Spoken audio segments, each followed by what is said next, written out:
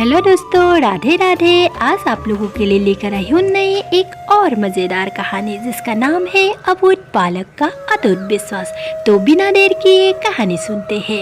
एक बार एक 8 साल का बच्चा 1 रुपए का सिक्का अपने मुट्ठी में लेकर एक दुकान पर जाकर रुक गया और दुकानदार से पूछने लगा, क्या आपकी दुकान में ईश्वर मिलेंगे?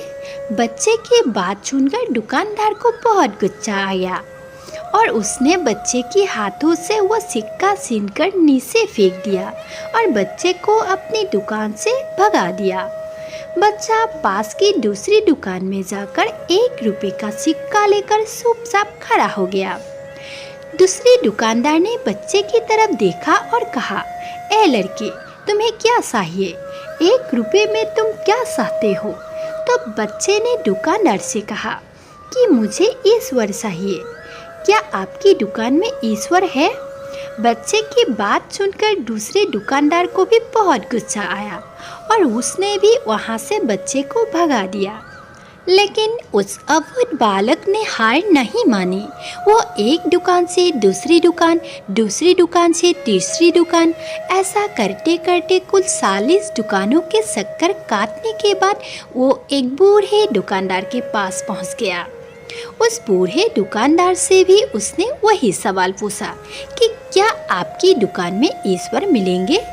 दुकानदार ने असंभव होकर उस बच्चे से कहा, तुम ईश्वर को क्यों खरीदना चाहते हो? क्या करोगे तुम ईश्वर को लेकर?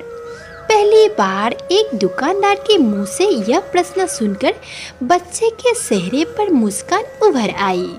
उसने खुशी से मन ही मन सोचा कि लगता है ईश्वर इसी दुकान पर ही मिलेंगे।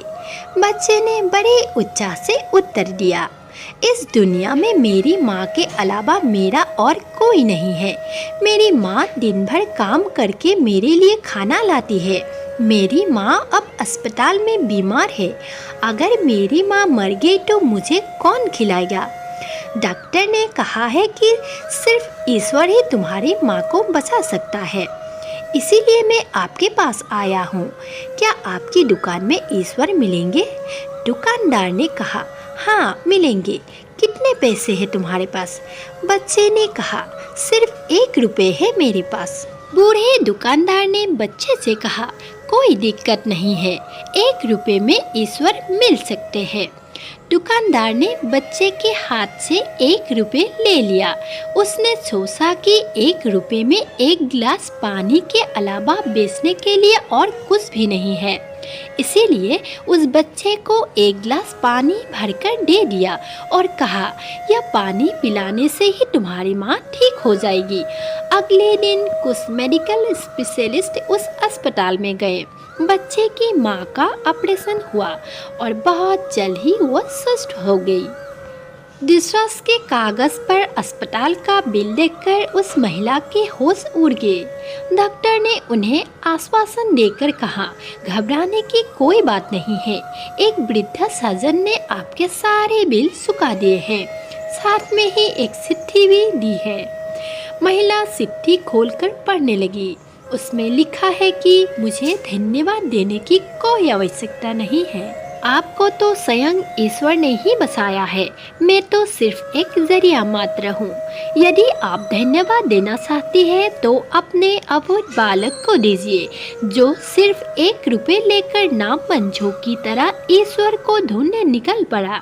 उसके मन में यह दृढ़ विश्वास था कि एकमात्र ईश्वर ही आपको बचा सकते हैं।